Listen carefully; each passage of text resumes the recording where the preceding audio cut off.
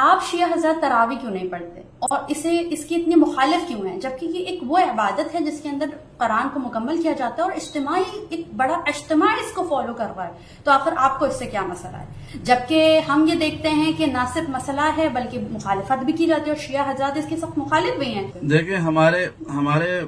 مذہب میں، مذہب اہل بیت یعنی مذہب رسول اللہ میں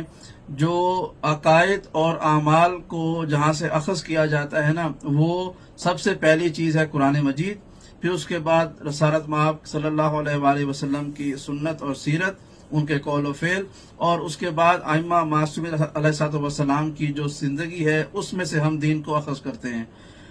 کمال یہ ہے کہ یہ تراویح نام کی جو نماز ہے یہ ان تمام مدارک میں کہیں نہیں پائی جاتی، نہ قرآن میں ذکر ہے، نہ اللہ کے رسول نے کبھی پڑھی نہ پڑھائی، نہ ہمارے معصوم اماموں میں سے کبھی کسی نے اس کو پڑھایا، نہ اس کے بارے میں گفتگو کی۔ تو ہمارا عقیدہ یہی ہے اور یہ مسلمہ عقیدہ ہے، پورے عالم اسلام کا عقیدہ یہ ہے، جو شے قرآن اور رسول کے سنت اور سیرت میں نہ ملے اس کو دین کا حصہ بنانا بدعت ہے۔ اور جیسا کہ آپ کو پتہ ہے ہم مخالفت اس لیے کرتے ہیں کہ ہم دین کے پاسدار ہیں، ہم نے دین کو حفاظت کر کے بہت معذرت کے ساتھ، لیکن ہم تو آقا اس چیز کو دیکھ رہے ہیں کہ آپ لوگ کافی ایسی بدعتوں کو خود فالو کر رہے ہیں اور پیروی کر رہے ہیں کہ جس کو باقی مسالک نے علی اعلان بدعت قرار دے دیا ہے۔ تو اگر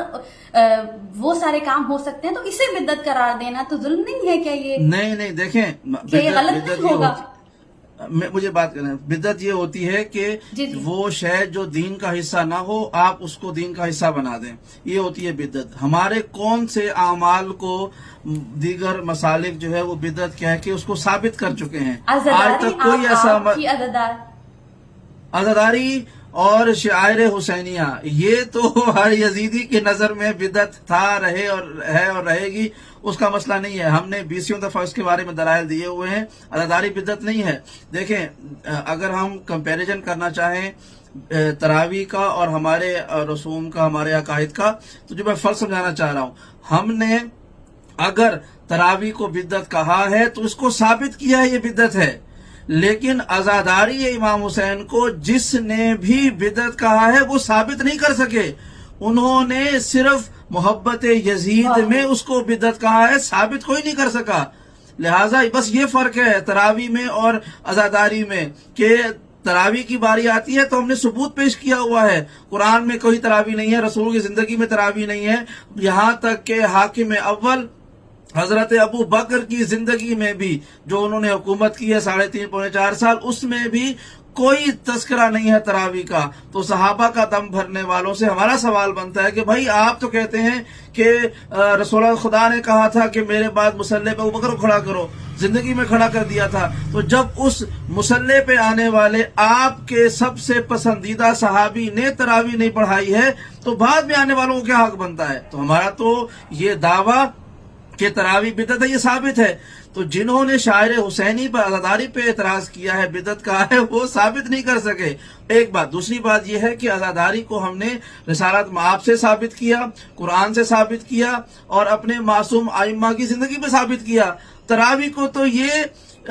دوسری خلافت کے زمانے میں دوسرے حاکم کے سے پہلے ثابت ہی نہیں کر سکتے، اور وہ بھی زبردستی ڈنڈے کے زور پہ نمازیوں کو جو مسجد کے مختلف علاقوں میں کونے میں کھڑے ہوئے انفرادی نماز پڑھ رہے تھے، انہیں کھینچ تان کے ڈرا دھمکا کے کہا گیا کہ چلو تراویح کی نماز پڑھو، تو یوں یہ نماز قائم ہوئی ہے۔ ہمارے ہاں لا اکراہ فی الدین کا قاعدہ اس ابتداء تراویح کی ہی مخالفت میں ہے کہ خبردار زور زبردستی سے کوئی عبادت نہیں ہوتی ہے، دین میں کوئی جبر نہیں ہے۔ تو لہٰذا یہ بدعت ہے، رہے گی اور مخالفت کرتے رہیں گے۔ کیوں؟ چونکہ یہ قرآن اور سنت نبوی صلی اللہ علیہ وآلہ وسلم کی کھلم کھلا خلاف ورزی ہے، مخالفت ہے۔ کبھی ایک مرتبہ بھی رسول نے کہا ہوتا کہ یہ پڑھو یا پڑھائی ہوتی، یا کوئی ایک ضعیف روایت بھی مل جاتی کہ رسول نے اس کے بارے میں کچھ کہا تھا، تو شاید ہم میں سے بعض لوگ پڑھ بھی لیتے، لیکن نہیں، ایسا کچھ نہیں ہے۔ یہ ایک بدعت ہے، یہ ایجاد کی گئی ہے۔ اور آپ کا جو آخری سوال کا جز تھا کہ ہمیں مسئلہ تراویح سے ہے یا اس کے ایجاد کرنے والے سے ہے، بات یہ ہے کہ ہمیں مسئلہ دونوں سے ہے۔